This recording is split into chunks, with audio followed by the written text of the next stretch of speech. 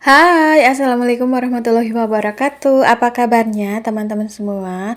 Maaf ya, 2 hari ini aku telat upload terus. Jadi upload videonya itu kadang kesorean atau malam, padahal mah biasanya siang ya. Nah, hal ini tuh disebabkan karena aku lagi ada pesanan untuk beberapa hari ini, teman-teman. Alhamdulillah, rezeki untuk kami. Jadi ini tuh hari kedua aku bikin nasi bok pesanan kakak-kakak ilmu, maksudnya Fakultas Ilmu Gizi dari suatu universitas ya. Dan ini malamnya aku lagi preparation, lagi potongin buah untuk pelengkap di nasi boknya gitu. Jadi tuh hari kedua minta buahnya itu melon gitu ya, melon yang dipotong-potong. Jadi untuk malamnya sekalian aku kupas, terus aku mau bungkusin di mika nanti yang kecil-kecil gitu, biar pagi harinya tinggal aku packing. Karena ini pesanannya juga lumayan banyak seperti kemarin, yaitu 160 dus. Jadi kalau nggak dipersiapin dari malam tuh kadang suka nggak keburu waktunya gitu loh. Teman-teman apa kabar? Mudah-mudahan teman-teman selalu sehat, senantiasa dilancarkan segala urusan, dan selalu dilimpahkan rezeki yang melimpah dan barokah ya, amin. Nah, jadi ini melonnya setelah aku kupas, aku potong kotak-kotak begini ya. Dan aku pakai tangan aja, nggak pakai sarung tangan karena kadang tuh susah ya teman-teman kalau lagi motong buah seperti ini kalau disuruh pakai sarung tangan. Jadi yang penting tuh tangannya bersih gitu ya. Sebelum motong buah udah dicuci gitu dengan bersih. Teman-teman, mingguan kayak gini lagi sibuk apa? Alhamdulillah weekendan itu aku disibukkan dengan pekerjaan dan lagi-lagi masih menerima pesanan gitu ya. Jadi itu memang kontraknya 2 hari nasi box tersebut. Jadi mereka kakak-kakak mahasiswa baru ini tuh acaranya untuk ospek gitu ya. Pesen 320 nasi box untuk 2 hari gitu. Alhamdulillah untuk menu yang hari ini tuh aku hargain murah meriah aja karena tuh bentuknya kayak bento box mini, isinya juga nggak pakai ayam. Untuk yang hari kedua ini cuma pakai nugget, terus nasi putih, ada orek tempe, terus mie goreng, ada sedikit irisan telur dadar sama buah potong. Buah potongnya pakai melon aja, ini 2 biji karena ukurannya rada gede ya. Aku bandrol 15.000 aja karena tuh kakak-kakaknya itu milih di Instagram aku yang menu untuk kayak bento anak ulang tahun gitu loh. Aku juga rada kaget sih, itu kan ukurannya kecil ya kalau untuk anak-anak, tapi di sini porsian nasinya aku tambahin aja karena kan ya nggak apa-apa lah ya, hitung-hitung juga sebagai support gitu ke kegiatan mereka, nggak apa-apa. Aku kasih harga yang sama 15.000 aja karena pesannya juga lumayan banyak.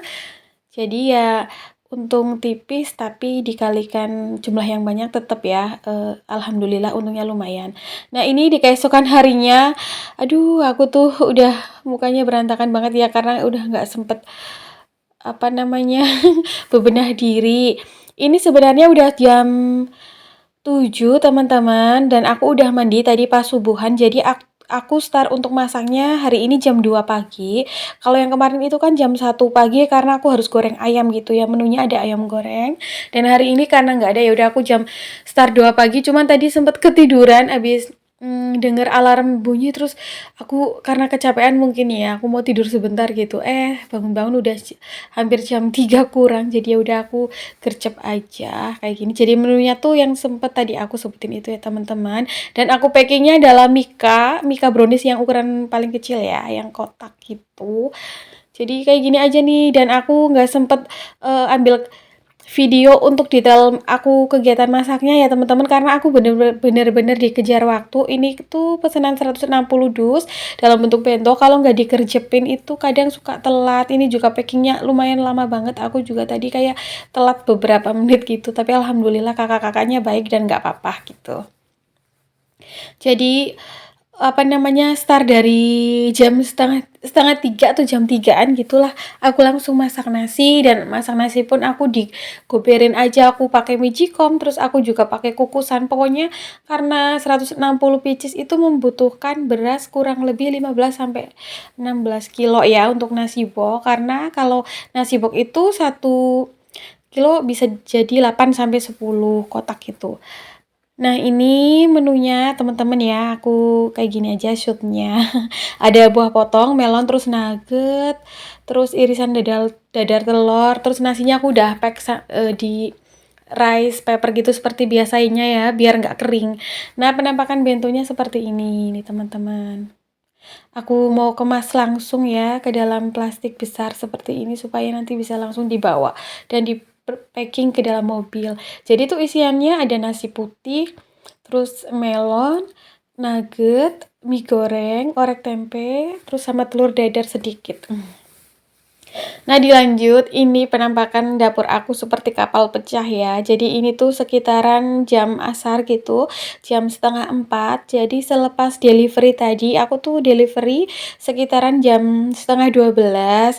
Terus pas banget di sana tuh waktunya makan siang atau isoma gitu.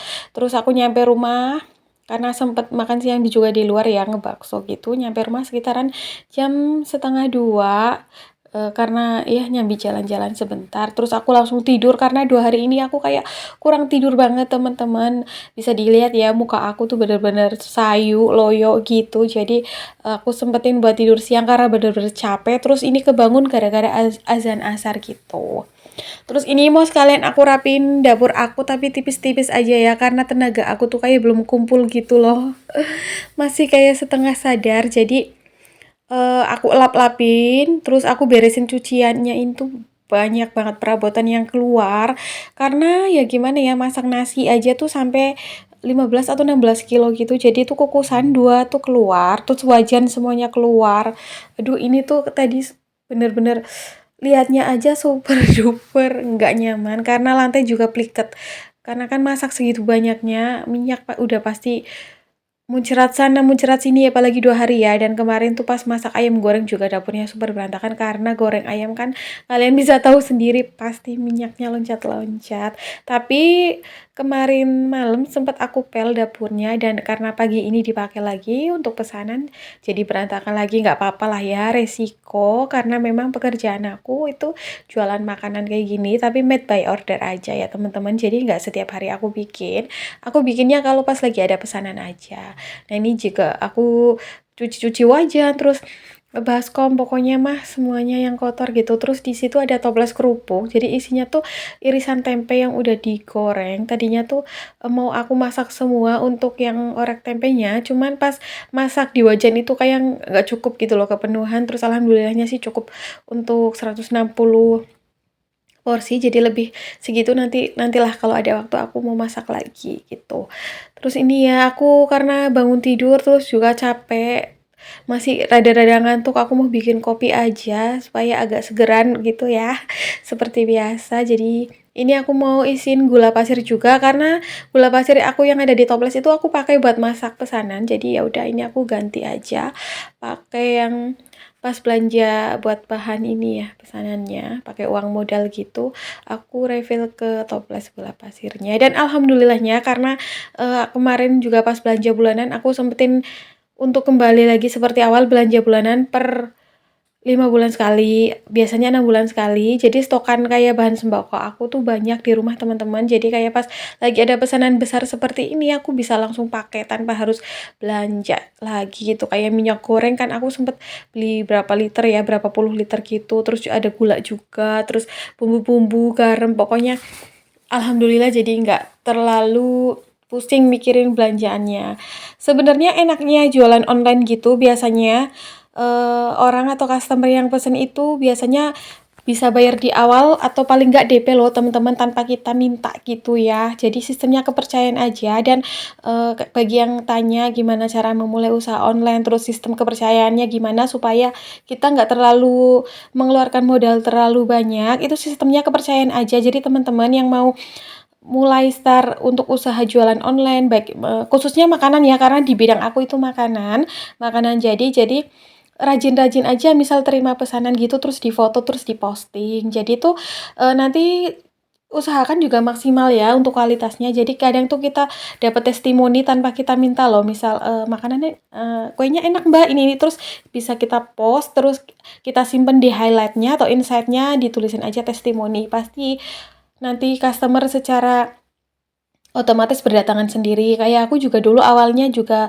di umur berapa ya kalau nggak salah, sekitaran umur 23 atau 24 mulai usaha makanan, khususnya kue dan catering ini teman-teman. Awal-awalnya juga sebenarnya bukan iseng ya, karena memang kepingin punya penghasilan gitu, dan zaman dulu tuh kayak ngelamar kerja susah banget, makanya ya udah deh memulai iseng-iseng usaha kue ya awalnya. Tapi lama kelamaan kayak customer tuh datang sendiri, bahkan mungkin dari instansi-instansi ataupun kantor-kantor lainnya yang berlangganan. Di sini aku juga lumayan ada beberapa sih kantor yang berlangganan, apalagi kalau kita tuh rajin ngembangin potensi, terus kayak rajin cobain resep-resep baru mungkin. Jadi karena makanan ini kan nggak ada matinya ya, setiap orang tuh setiap harinya tuh pasti butuh makanan. Aku sendiri sebenarnya nggak jualan untuk tiap hari, cuman kayak momen-momen tertentu, kayak seperti ini kan penerimaan mahasiswa baru ya, jadi ada kegiatan ospek, terus nanti belum pas Ramadan gitu tuh biasanya beberapa kantor itu order dalam jumlah yang besar. Kayak pas Ramadan kemarin, alhamdulillah aku tuh dapat pesanan hampers yang lumayan banyak, hampers kue kering gitu dari kejaksaan di daerah aku sendiri ya. Itu tuh aku juga bingung, kayak aku tuh nggak punya link atau nggak punya kolega atau kenalan dari kantor tersebut, tapi kok bisa gitu loh. Kadang juga orangnya nggak bilang gitu dari instansi mana, pokoknya pas terakhiran minta dikasih kartu ucapan.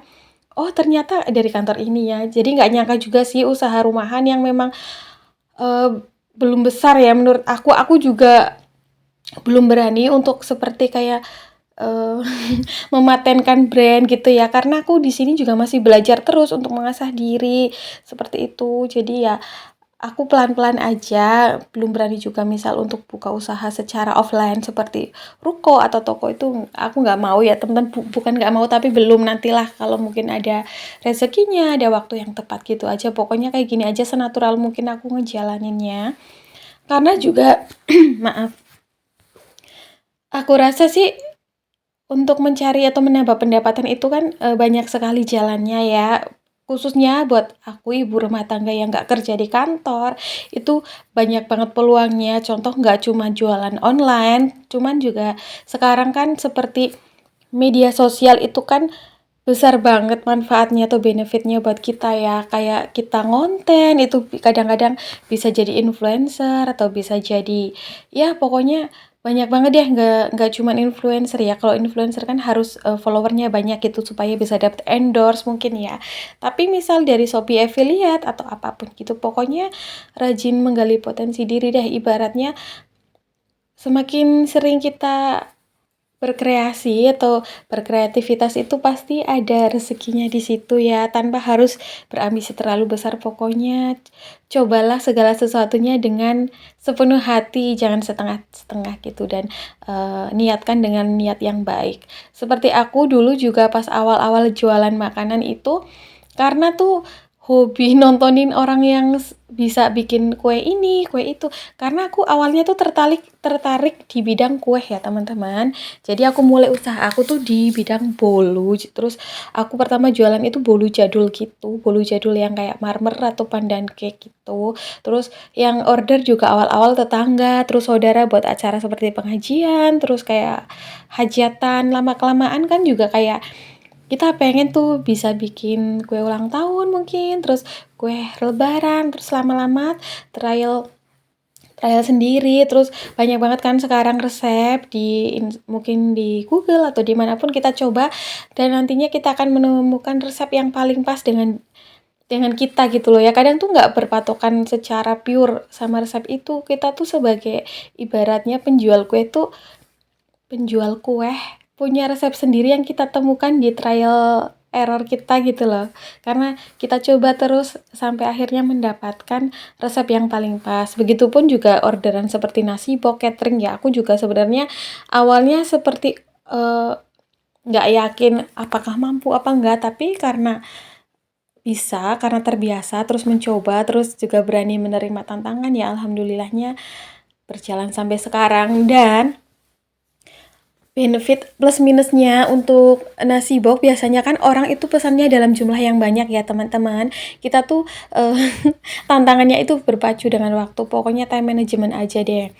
Aku tuh ngalamin yang kayak capeknya bener-bener capek karena belum ngerti time management, terus karena pengalaman sekarang tuh jadi ngerti gitu. Ada beberapa hal-hal yang bisa dipersiapkan sehari sebelumnya. Contohnya misal mungkin ungkep-ungkep ayam, potong-potong lalapan, terus membuat sambal. Jadinya tuh pas hari H kita fokus ke masakan menu utama dan packing. Karena packing juga itu menyita waktu yang sangat banyak gitu ya. Ya Allah, kok aku jadi ngomongin pekerjaan aku ya. Yang sebenarnya masih receh banget. Ya udah, kita kembali ke video. Jadi ini tuh aku lagi simpan cabe karena kemarin tuh kulkas aku full banget sama ayam ungkep, terus sama kayak buah potong gitu. Alhasil tuh beberapa bahan makanan aku simpan di suhu ruang aja, kayak cabe gini. Sebenarnya nggak banyak yang busuk ya. Ini juga nggak ada yang busuk sih, cuman ada yang keriput gitu loh. Tapi masih bisa dipakai, alhamdulillah. Ini bisa dipakai buat apa namanya, bumbu sehari-hari ya. Karena pesanan catering atau nasi box aku itu nggak terlalu sering, teman-teman, kayak momen-momen tertentu aja aku lebih sering pesanan kue gitu loh.